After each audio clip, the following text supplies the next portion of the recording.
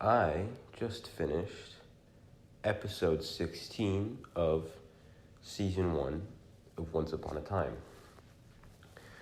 I have absolutely no idea why on this beautiful Saturday afternoon I feel like sitting in my basement and talking about a kids show. I've seen snippets of the show for years.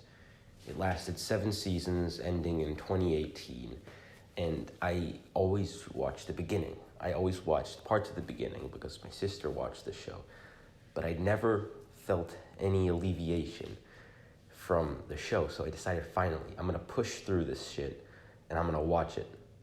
And maybe, if I feel like it, I'll talk about it to absolutely nobody. And I did. Well, I'm doing it. I'm not done yet. But the premise is weirdly like a Stephen King story, but not as good, where you have a small town in Maine where the entire population is storybook Disney characters.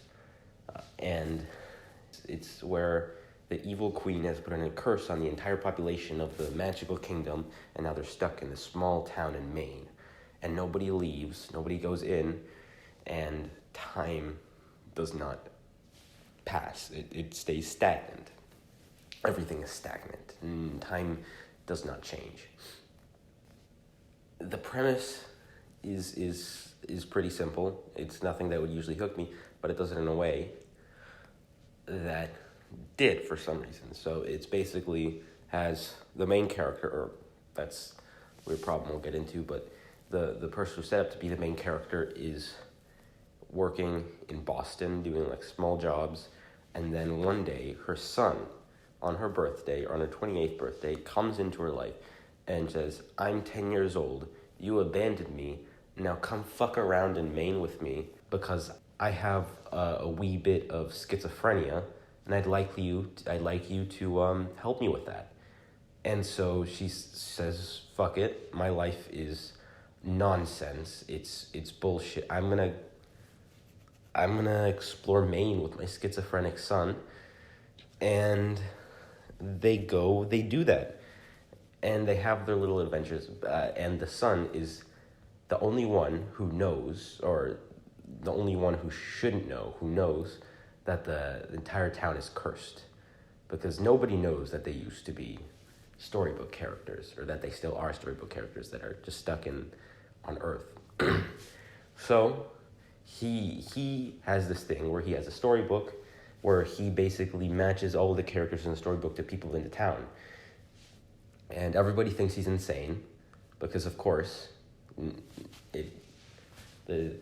think one of the only things this show does well is like pegging the child as like seeming insane, because he does seem insane to any person. He's completely off his tits crazy. And the mom comes in, she swoops into town, and she meets the kid's adoptive mom, who turns out to be the evil queen. And the show is set up to have 2 plot lines in every episode.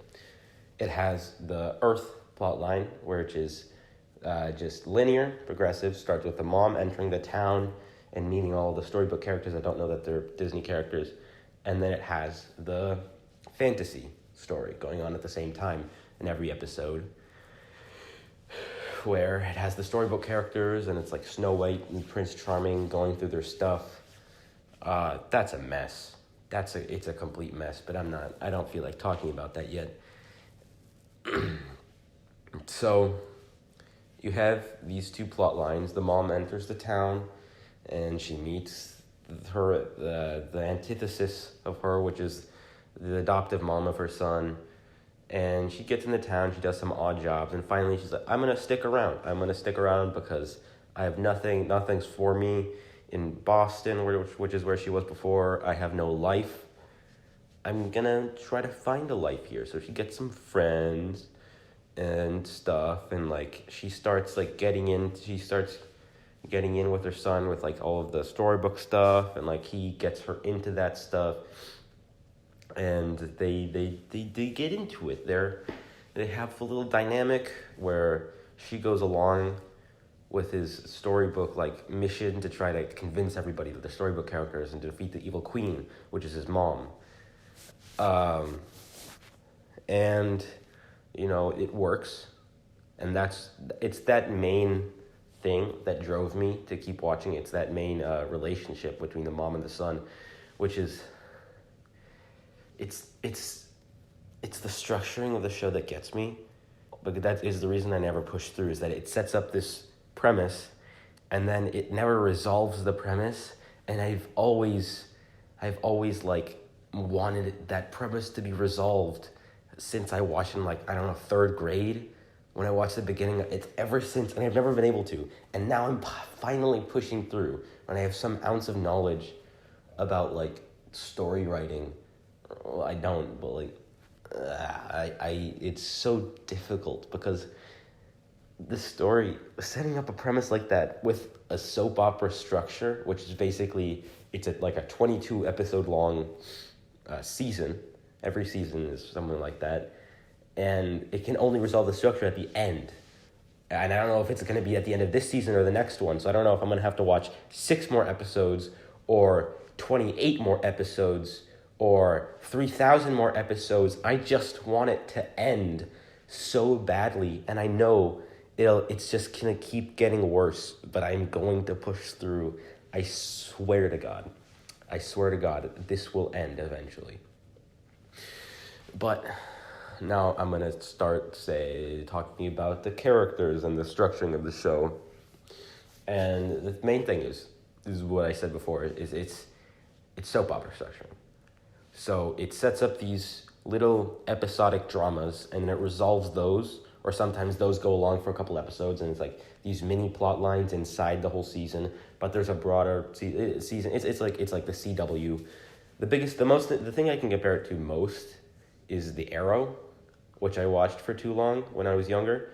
The Arrow has the main plot line with Oliver Queen, I think, where he's just doing his little superhero stuff in his city, and then it has the plot line where he is on the island, and that works for the first 4 seasons, 5 seasons, I don't know, and it works well because there's a dynamic there, and it's arcs in the episodes. It works well, and they do it well for the most part. There's a ton of problems apart from that in the show, but that they did well for the most part. And they have that, but the B plot line in the Fantasy Kingdom is just a mess.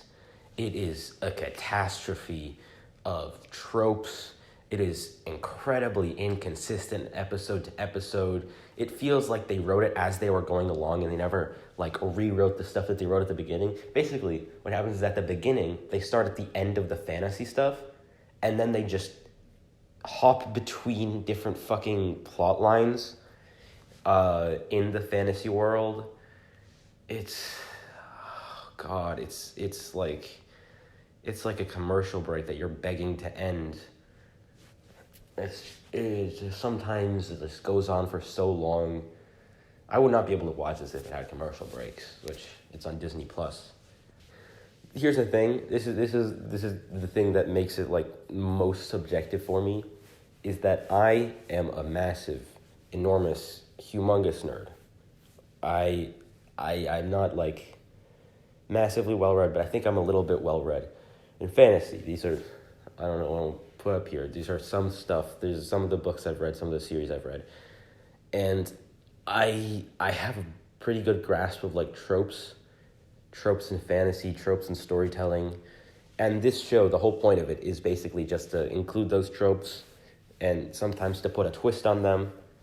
But when it's so heavy, and when you've seen those twists done better, it becomes a little bit unbearable just to keep watching that over and over, just seeing the twist with an episode about Red Riding Hood, where Red Riding Hood actually is the wolf.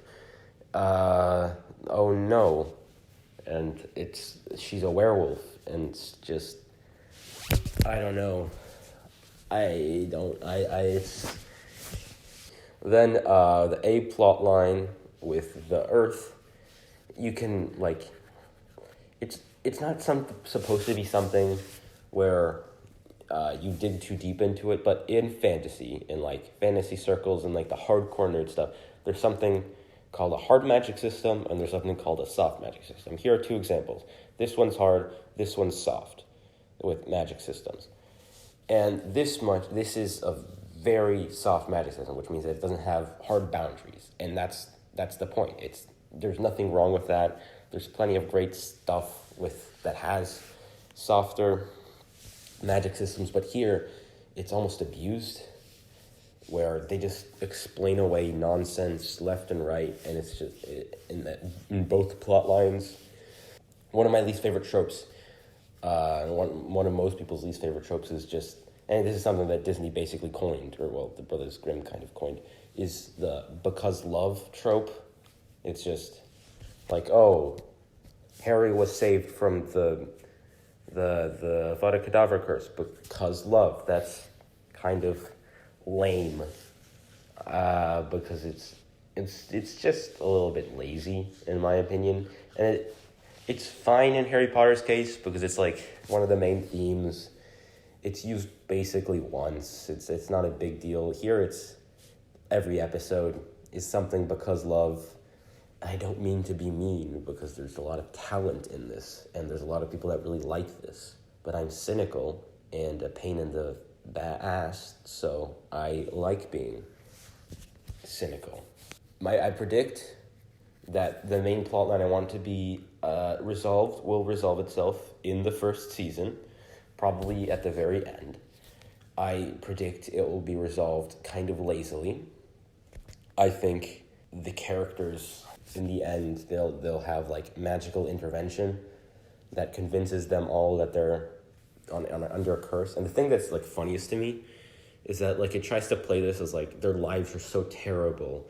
It's just oh man, their fantasy lives were so much better, but like it's based very heavily on like this weird medieval Renaissance like mash, which is like just basically what the classic Disney stories was the medieval Renaissance mash setting.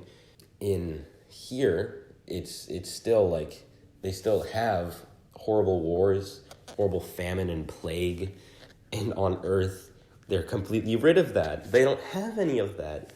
And I'm watching this and I'm saying, dude, once you realize this, will you even want to go back to your shitty fantasy life? You have modern medicine, computers, instantaneous communication. You have steady jobs. You don't have to mine for a living without any chance of like leaving the mines, which is a weird thing with the dwarves. Your entire personality isn't based on one trait. You can actually do stuff. Yeah, sure. You're stuck in one town for the rest of your life, but the town seems to be pretty consistent. It seems like you can do stuff there. You can find a variety of things to do and eat and watch and do. And also, I can't say for certain because they don't explain the rules of this, but I'm pretty sure you're immortal. Like, people can die, right? But like, since time doesn't pass and you can't leave and nobody comes in and like people stay the same age forever basically, I think they're immortal. So you stay there long enough, maybe once. I think if I would have written this, I would have had the first season cut down 10 episodes. It would have been a 10 episode season. The first season, it would have had like 10 characters, and that's it. And it would have been, there would have been like the extras and stuff. But it would have been very basic. They would have realized with logic and facts, it's only Ben Shapiro. They would have, the boy, Henry, the main character's son, would have explained with logic how they're all fantasy characters, would have made a big speech, and by episode 7, they're like, damn, you're right. And they would have all said that all at once, like, while he's making the big speech at the town hall, they would have all said in unison, "Damn, you're right." And then, they would have slowly created a utopic society. There would have been bumps along the way. That would be episode 8 and 9. But episode 10, utopic society. They're immortal. They recreate their society based on like the Greek gods. They create a literal Olympus, where they just live forever, and shit. I don't know. They're perfect harmony. The evil queen is like, all that shit in the past. Get out of here. That was my bad. And they watch all the troubles of the outside world with an objective eye, and they say, "Shit, I'm so glad we're not a part of that. I'm living up here in Olympus. I am a literal immortal god. I'm so glad I don't have any famine or plague. I have instantaneous communication, modern medicine. I can watch Game of Thrones on demand." And that would have been the happy ending. That would have been the perfect resolution. They have like a perfect judicial system. They figure out everything in the world. They figure out the utopic society with taking out all of the problems of utopic societies. And I think that would have been good. I think that would have been good. Instead, you just have a lot of Disney characters kind of shoved into a shitty fantasy story with an even shittier fantasy story in the B plot line. And it's like the entire show is filler. Because it doesn't want to resolve the plot line because then it'll have to end. And I'm not going to keep watching after the main plot of the season 1 resolved, where they all figure out their fantasy people, because I know it's just gonna fucking bomb after that, because there's nothing else carrying the show. That concept carries the show, and it's the entire thing for me is that little piece of me, that little child piece of me that stays alive from elementary school, where I want the kid to be smarter than all of the adults. That's still very much alive, and I want that to be executed. I want the kid to just destroy them all with facts and logic. That's all I wanted. That's all I still want. Just give it to me. One more thing, which I forgot to talk about, which is it has a very weird, this might be the most inconsistent part of the show. It's a very, very weird part with focus, where a lot of the time it doesn't know which character to focus on. So it just kind of flip-flops between 3 main characters at the same time, and sometimes main characters are just out of episodes entirely. You don't see them for episodes at a time until their next little story. And then there's just dynamics that with the non-linear plot line in the B plot line, the fantasy story, there's just dynamics that appear and disappear, and since you don't have a clear story of what happened, you just have to roll with it. You don't know why the dwarves are with Snow White at this point. You don't know why the dwarves aren't with Snow White at this point. You don't know why Snow White is dead or why she's alive. Just go with it, because eventually, maybe in season 8, there's 7 seasons, maybe in 200 episodes from now, maybe it'll tell you. It doesn't really matter. It won't improve the show if it tells you, because the consistency is not what carries the show. It doesn't know which character is the main character, because the main character of the A plot line doesn't exist in the B plot line. So there's kind of 2 main characters, but then when there's 2 main characters and both of them exist in one plot line, but only one of them exists in the second plot line, it just has no idea what to do with that. So it just does fucking whatever.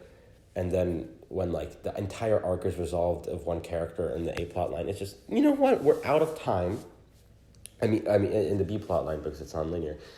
In the B plot line, when a character arc is resolved, they say, you know what, we're out of story to tell. We're just going to go back in time and start the arc over, or start it from before we started it before. And that's why I think it was written as they were going along. They filmed an episode, started writing the next one, filmed that one, started writing the next one, they never went back, they never edited it. I'm being really mean, but I like that. I think it's fun. Fuck you. Get out of here.